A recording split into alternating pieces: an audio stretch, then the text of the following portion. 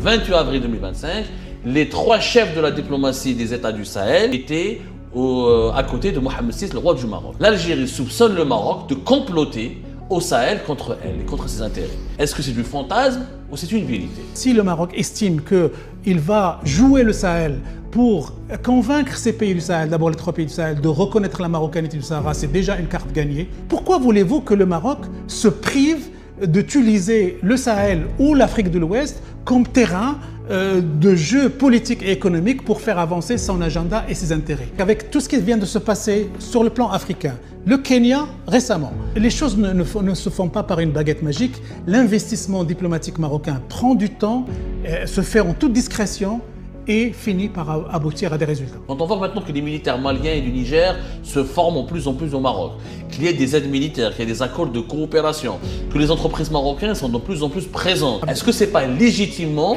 ça nourrit une crainte de la part de l'Algérie, ça pose des interrogations, pourquoi le Maroc est en train de s'activer à ce point-là? Moi, l'Algérie, je ne m'interdis de la penser comme un adversaire éternel et structurel. L'Algérie pourrait redevenir une grande puissance africaine avec le Maroc si elle laisse tomber le Polisario. Le 28 avril 2025, les trois chefs de la diplomatie des États du Sahel, dont deux sont des voisins directs de l'Algérie, le Mali et le Niger, et le Burkina Faso, qui n'est pas un voisin, mais qui compose avec ces deux pays l'Alliance des États du Sahel, cette région du Sahel dont pense Saïd Changriha, les trois chefs de diplomatie de ces trois pays étaient à côté de Mohamed VI, le roi du Maroc. Oui. L'Algérie, entre les lignes, on peut le lire, il ne l'a pas affirmé directement Saïd Changriha, moi mes sources me le disent, me l'affirment, l'Algérie soupçonne le Maroc de comploter au Sahel contre elle et contre ses intérêts. Est-ce que c'est du fantasme ou c'est une vérité? Alors, d'abord, j'ai écouté longuement le discours de Saïd Changriha à l'occasion de ce séminaire. J'ai écouté aussi le discours de Ahmed Attaf. Il y a un changement de temps. Alors, ce changement de temps, est-ce qu'il est dû au rejet dont est le régime algérien de la part de ces pays du Sahel? Oui, moi je le crois. J'espère que les mots utilisés par Changriha quand il dit respect des frontières nationales, respect de l'intégrité nationale, ils ne visent pas uniquement les pays du Sahel, parce qu'il faut qu'il pense aussi au Maroc, parce que s'il veut appliquer cette vision sur le Maroc, il doit arrêter immédiatement le financement des milices du Polisario. Parce que les milices du Polisario... C'est pas le même problème, parce que l'Algérie considère que le Sahara n'est pas marocain. Oui, mais elle n'a jamais considéré que le nord du Mali, par exemple, doit être indépendant. Oui. Mais l'Algérie, encore une fois, elle s'allie sur la position de l'ONU. Voilà. Elle dit que c'est l'ONU qui a affirmé que ce territoire est un processus de décolonisation. C'est pour ça qu'on soutient un peuple qui... Oui. L'ONU, en l'occurrence, ne dit pas que le nord du Mali fait l'objet d'un processus de décolonisation. Oui, mais sauf juste pour être très précis. Oui, mais sauf que le Polisario, il ne vient pas de nulle part. Il est là par la volonté politique et militaire du régime algérien. C'est lui qui le nourrit, c'est lui qui l'abrite, c'est lui qui le finance. Donc c'est un instrument. Le Polisario est un instrument militaire contre l'intégrité territoriale du Maroc. Alors pour revenir à la rivalité, c'est ça le sujet de ta question là, est-ce qu'il y a une rivalité maroco-algérienne sur le Sahel? Moi, il ne m'étonne pas. Il ne m'étonne pas à partir du moment où chaque pays tente d'utiliser toutes les cartes pour faire avancer son agenda. Si le Maroc estime qu'il va jouer le Sahel pour convaincre ces pays du Sahel, d'abord les trois pays du Sahel, de reconnaître la marocanité du Sahara, c'est déjà une carte gagnée au sein de l'Union africaine, qui est très importante. Et si il peut faire en sorte que ces pays-là montent ou construisent des projets économiques gagnants avec lui, pourquoi pas? Pourquoi voulez-vous que le Maroc se prive d'utiliser le Sahel ou l'Afrique de l'Ouest comme terrain de jeu politique et économique pour faire avancer son agenda et ses intérêts? Mais la question, pourquoi il l'utiliser maintenant? Pourquoi au moment où il y a des tensions énormes entre l'Algérie et certains États du Sahel, le Maroc propose un projet de désenclavement de la route de Menan et qui est relié au Sahara occidental? Sauf que est-ce que le Maroc n'essaye pas de profiter des crises entre les États du Sahel et l'Algérie pour mieux se positionner, sachant que le Maroc n'a jamais été jusqu'à une période récente, un acteur de choix dans cette région. D'accord ou pas? Je suis d'accord. Alors, d'abord, le Maroc, ce n'est pas le Maroc qui a aidé ces nouvelles équipes militaires à prendre le pouvoir, que ce soit au Niger, au Mali, au Burkina Faso. Ce sont des putschistes, des jeunes putschistes qui ont rejeté le modèle français, qui ont des sympathies avec les Russes, qui ont été aidés un peu par Wagner. Le Maroc n'y est pour rien dans leur arrivée au pouvoir. Que le Maroc traite avec eux alors qu'ils sont là, c'est du réalisme politique et diplomatique. Le Maroc a toujours été connu par une forme d'équilibre et de modération. Il n'est pas ni dans le négatif extrême, ni dans le positif béat. Donc il y a une réalité politique, il traite avec. Alors que ces pays-là, certains de ces pays-là ne reconnaissent pas la marocanité du Sahara occidental. Ça va venir. Le Mali, mais pour le moment, le Mali a toujours eu une position plus pro-Polisario que le cas du Burkina Faso aussi. Alors justement, ce qui est un peu étonnant, non? Oui, justement. Cette ligne de miel, elle est étonnante. Mais justement, l'investissement politique, symbolique, économique, stratégique que fait le Maroc sur le Sahel, c'est avec l'objectif qu'ils reconnaissent la marocanité du Sahara. Et c'est de bonne guerre. Moi, je ne comprends pas. Est-ce qu'il y a eu, selon tes informations, toi qui es bien sourcé, Moustapha, est-ce qu'il y a eu une promesse, est-ce qu'il y a eu un engagement de la part des actuels dirigeants des États du Sahel d'aller faire cette reconnaissance de la souveraineté du Maroc sur le Sahara occidental? Moi, je crois que tout indique, tous les indicateurs qui nous ont été donnés depuis les rencontres des 3 ministres des Affaires étrangères avec Nasser Bourita à Marrakech, jusqu'à la réception de ces mêmes ministres des Affaires étrangères par Sa Majesté le Roi Mohamed VI, toutes ces indications vont dans le sens positif d'une excellente relation. Mais tu parles d'indices, mais il n'y a pas d'infos. Pour le moment, je n'ai pas eu d'informations. Je n'ai pas eu un ministre des Affaires étrangères du Burkina, le Burkina non, le Mali et le Niger me disant Monsieur Tossa, demain nous allons reconnaître la marocanité du Sahara. Mais tout va dans ce sens-là, et moi je trouve que c'est de bonne guerre de la part du Maroc de tout faire pour convaincre les partenaires africains, les acteurs africains de le rejoindre dans sa défense de l'unité territoriale. Et l'initiative atlantique proposée par le Maroc, c'est une bonne chose, c'est un bon argument. Mais est-ce qu'il y a un projet sérieux? Oui, c'est un projet sérieux. Ça nécessite 10 milliards. Non, et la Mauritanie ne s'exprime pas là-dessus. Est-ce que la Mauritanie a donné son accord pour qu'on utilise son territoire? D'abord, il faut reconnaître, Abdo, même si on essaie de ne pas le voir, il y a une nette amélioration des relations entre le Maroc et la Mauritanie.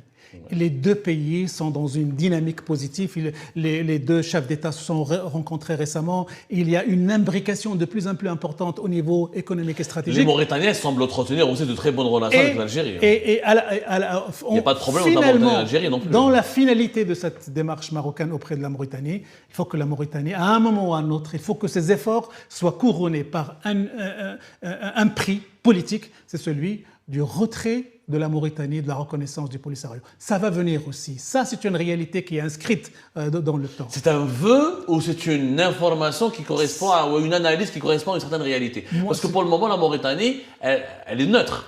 La Mauritanie, elle est neutre, mais elle n'a pas renoncé à la reconnaissance du Polisario pour le moment. Avec tout ce qui vient de se passer sur le plan africain, le Kenya, récemment, tout indique que la Mauritanie ne pourra plus rester dans cette position où elle entretient de bonnes relations avec le Maroc tout en reconnaissant le Polisario. C'est intenable pour la Mauritanie. À un moment ou à un autre, elle va falloir... Pour le moment, elle tient encore. Oui, elle tient encore, mais les choses ne se font pas par une baguette magique. L'investissement diplomatique marocain prend du temps, se fait en toute discrétion et finit par aboutir à des résultats. Alors, pour parler de l'investissement justement marocain au Sahel, est-ce qu'il n'est pas légitime de la part de l'Algérie de craindre cette influence marocaine et même de lui imputer une partie de la responsabilité de la dégradation de la relation entre les deux pays? Quand on voit maintenant que les militaires maliens et du Niger se forment de plus en plus au Maroc, qu'il y ait des aides militaires, qu'il y ait des accords de coopération, que les entreprises marocaines sont de plus en plus présentes, et aujourd'hui, c'est bon, il y a des liens les dirigeants maliens et du Niger considèrent le Maroc comme l'allié, comme ami, etc. Est-ce que c'est pas légitimement, ça nourrit une crainte de la part de l'Algérie, ça pose des interrogations. Pourquoi le Maroc est en train de s'activer à ce point-là pour, quelque part, disons-le, les Algériens pensent que le Maroc essaie de retourner les îles du Sahel contre l'Algérie. Abdo, d'abord, la présence marocaine dans ces pays ne date pas d'aujourd'hui. Et les militaires, et j'en étais témoin parce que j'en ai vu quelques-uns, les militaires de ces pays-là qui se formaient dans les institutions académiques militaires marocaines, ils sont nombreux. La présence religieuse marocaine dans ces régions-là, elle est démontrée. Ce qu'on appelle au Maroc, nous, Emirat al-Mouminin, a des prolongations à travers des zaouïas et des confréries religieuses dans cette région. La présence économique, bancaire, les assurances, ils sont là. Que ça soit renforcé récemment, c'est une bonne chose, mais ça a toujours existé. Au détriment de l'Algérie. Pourquoi? Alors justement, est-ce que le recul de l'Algérie dans cette région a fait le bonheur du Maroc? Il faut le reconnaître. Regarde. Moi l'Algérie, je n'arrête pas, je ne m'interdis de la penser comme un adversaire éternel et structurel. Moi, d'ailleurs, on a eu l'occasion d'en parler avant. Moi, je suis convaincu que l'Algérie va changer de point de vue et de perception. Je suis convaincu que c'est une question de temps. Et elle deviendra amie des pays du Sahel et des pays du Maghreb. Le Maroc utilise, pour revenir à cette rivalité, elle n'est pas dirigée contre l'Algérie, elle est dirigée pour défendre les intérêts marocains, pour convaincre ces pays de l'option de l'autonomie et pour étendre l'influence politique, économique, religieuse, symbolique, civilisationnelle marocaine, ce qui est tout à fait légitime de la part d'un pays qui se pense puissant, qui se pense comme un pays important. Comme c'est légitime de la part de l'Algérie de vouloir protéger son influence et ses intérêts et de ne pas se faire éjecter du Sahel par le Maroc. La rivalité, elle est légitime des deux côtés. Oui, mais il y a une solution. L'Algérie pourrait redevenir une grande puissance africaine avec le Maroc si elle laisse tomber le Polisario. Qu'est-ce qui l'empêche de faire ça? Avant de parler de... Alors, changeons de continent, de l'Afrique, allons vers le Moyen-Orient. Il y a un pays particulièrement qui est cité comme l'un des éléments déclencheurs de la crise entre l'Algérie et le Maroc, c'est les Émirats. Les Émirats, depuis 2022, notamment en 2024 et en 2025, sont extrêmement diabolisés par les autorités algériennes, par les dirigeants algériens, en leur imputant le rôle d'être le financier, l'allié et le protecteur du Maroc. Et sur le plan économique, c'est vrai que la situation, elle est un petit peu... Elle a de quoi nous interpeller. Les investissements émiratis au Maroc sont impressionnants. On parle depuis cette semaine, 13 milliards de dollars dans l'énergie, les énergies renouvelables avec Taqa Énergie, ce sont les Émiratis qui pratiquement sont devenus l'un des plus importants fournisseurs d'électricité au Maroc. Les Émiratis ont promis depuis 2022 d'investir dans le grand port de Dakhla, au Sahara occidental, ce que le Maroc appelle le Sahara, ce que l'Algérie appelle le Sahara occidental, pour être un peu plus objectif. Les Émiratis investissent partout, ils donnent des armes au Maroc, etc. Est-ce qu'il n'y a pas un axe Rabat, Abu Dhabi, qui est contre Alger, et Alger se sent encerclé, étouffé et légitimement menacé par cet axe-là? Alors, ce rapport conflictuel entre le régime algérien et les Émirats arabes unis est à composer sur un double niveau. Il y a un niveau interne algérien. Il ne faut pas oublier que feu Bouteflika, que feu Gaïd Salah entretenaient d'excellentes relations avec les Émirats arabes unis. Et je crois qu'une des raisons qui explique la tension actuelle avec le régime algérien, c'est qu'il y a des équipes qui ont des intérêts contradictoires, antagonistes, qu'il y a un règlement de compte interne au régime algérien et qui s'est exprimé sur cette haine à l'égard des Émirats arabes unis. Et il faut vraiment creuser ce paramètre, ce paradigme algéro-algérien sur les Émirats. Puis il y a ici autre chose, le régime algérien n'a jamais pardonné aux Émirats, d'avoir ouvert un consulat à Dakhla, ce qui est un geste extrêmement... Dans quelle année?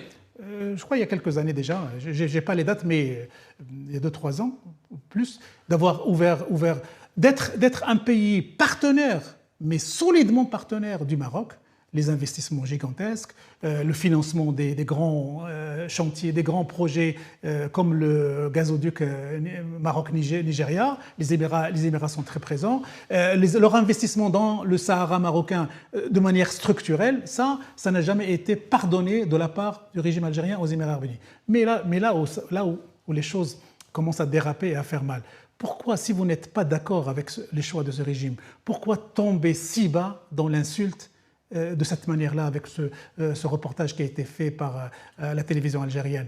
et qui est indigne, et qui est indigne de n'importe quel État dans sa relation avec un pays. Vous n'êtes pas d'accord, vous dites que vous n'êtes pas d'accord, et il y a des canaux classiques de diplomatie pour vous dire vous n'êtes pas obligé de tomber si bas. Mais pour revenir aux investissements émiratis, est-ce que c'est des investissements de bonne foi, avec une certaine objectif de rentabilité économique, etc. Ou est-ce qu'il n'y a pas une ambition hégémonique des Émirats qui veut utiliser le Maroc comme un terrain pour déstabiliser l'Algérie avec laquelle elle a des désaccords en Libye et dans les pays du Sahel, puisque les Émirats veulent instaurer dans tous les pays de la région, en tout cas ils soutiennent assez ouvertement, comme ils l'ont fait en Égypte, les régimes purement militaires et militaristes. Alors, pour ce qui est des investissements émiratis, tu es, cher Abdou, mieux placé que quiconque pour savoir que les Émiratis, comme les Saoudiens, comme les Qataris, comme les Turcs, ne sont pas des bénévoles, ne sont pas des bienfaiteurs de l'humanité. Ce sont des investisseurs. Ils veulent faire fructifier leur argent. Maintenant, avec les Émiratis, il faut prendre en considération aussi la proximité politique, diplomatique, presque familiale entre le Maroc et les dirigeants des Émirats arabes unis. La naissance même des Émirats arabes unis, le Maroc a joué, le feu Hassan II a joué un rôle important dans la création de l'armée, la création de la monnaie, la création de l'État. Et depuis cette période-là, il y a une connexion extrêmement intime, extrêmement importante, politique entre les deux pays. Et chaque fois que le Maroc a besoin des Émirats arabes unis, il les trouve à côté de lui, sans discuter, à investir, bien sûr avec des arrière-pensées pour faire fructifier de l'argent, mais aussi pour donner un coup de main politique au Maroc. Mais les accords d'Abraham de 2020 n'ont pas permis de constituer un axe, Tel Aviv, Abu Dhabi, Rabat, qui a une ambition hégémonique, qui veut redessiner l'ordre mondial, pour ce qui est des accords comme le craignent les autorités algériennes. Oui, pour ce qui est des accords d'Abraham, moi j'ai suivi cette affaire et j'ai été étonné du tout le brouhaha qui a été fait. D'ailleurs, toi tu en as parlé beaucoup dans tes émissions, de brouhaha qui en est fait, des déclarations d'un responsable israélien qui est venu soi-disant menacer l'Algérie depuis le Maroc, et ça fait tout un scandale. Il faut savoir que, et là on est obligé de croire le roi du Maroc sur parole, quand il dit « il n'y aura aucun danger, aucune menace qui vous viendrait du Maroc ». Il faut le croire sur parole. Pourquoi il serait obligé de dire ça de manière aussi directe pour le peuple algérien? Donc ceux qui veulent percevoir et entendre une autre musique, un autre son de cloche, c'est qu'ils sont obsessionnellement fixés sur le Maroc. Le roi du Maroc, le premier magistrat, la plus haute personnalité de l'État, dit au peuple algérien que malgré mes accords ou mes relations avec Israël ou avec d'autres pays, il n'y aura aucune menace pour vous. Qu'est-ce que vous voulez de plus comme garantie? Enfin, ça reste un engagement formel. Un engagement royal. Voilà. Donc il n'y a pas plus... Peut-être que des accords bilatéraux entre les deux pays, comme moi je l'ai proposé, un pacte de non-agression, un accord de paix, serait naturellement, comme le modèle franco-allemand, serait peut-être plus souhaitable et plus pragmatique et plus intéressant. Abdou, ça pourrait être possible si Abdelmajid Tebboune avait répondu favorablement à la demande royale de le rencontrer. Avant, tu te rappelles qu'il y avait une invitation officielle directement à la personne de Abdelmajid Tebboune. Venez, s'il y a des divergences, on va les poser carte sur table et on va le roi du Maroc était aussi attendu à Alger pour le sommet des chefs d'État de la Ligue arabe. On se rappelle. Il nous a fait croire qu'il allait venir, mais il n'était pas venu. Non. À la dernière minute, il n'était pas venu, alors que les autorités algériennes avaient affirmé qu'elles avaient préparé, qu'elles avaient donné toutes les autorisations nécessaires pour que lui et sa délégation puissent être bien accueillis. Non, Abdou, cette histoire-là, nous l'avons suivie ensemble tous les deux, heure par heure, minute par minute, et l'histoire nous montre aujourd'hui que le régime algérien de l'époque ne voulait pas que le roi du Maroc assiste au sommet. Ils ont tout fait pour des complications protocolaires et politiques. S'ils voulaient réellement le recevoir, il aurait agi. Il n'y a jamais eu des feux verts, des préparatifs, des messages. Moi, je peux te garantir, je peux t'assurer, j'ai eu des informations de l'époque que le cortège royal était prêt à partir pour Alger et que tout était préparé pour une participation royale à ce sommet. Mais Le régime algérien ne voulait pas pour X raisons. Ben, moi, je crois qu'il y avait une petite guéguerre entre les clans. Il y a ceux qui veulent, en fait, je ne t'apprends rien. À l'intérieur de l'institution militaire algérienne, il y a ceux qui veulent la normalisation avec le Maroc, ceux qui veulent la guerre avec le Maroc, ceux qui veulent le statu quo. Donc, il y a cette guerre des clans qui fait qu'il n'y a pas une visibilité, il n'y a pas une cohérence dans la diplomatie algérienne. Et il y a des contradictions apparentes. On peut prendre une décision et le lendemain prendre le contraire. Donc ça, c'est propre au régime Je algérien. vous remercie, comme d'habitude, pour avoir suivi la vidéo jusqu'à la fin. N'oubliez pas de nous laisser vos commentaires, vos réactions autour du sujet et de vous abonner à la chaîne si vous n'êtes pas encore abonné. Je tiens à vous remercier aussi pour votre soutien à notre chaîne, pour vos encouragements, pour vos commentaires aussi nombreux et diversifiés. Je tiens aussi à remercier nos abonnés et les personnes qui nous suivent régulièrement. Sans vous, ça n'aurait pas été possible. Donc voilà, merci encore une fois et à la prochaine dans une nouvelle vidéo.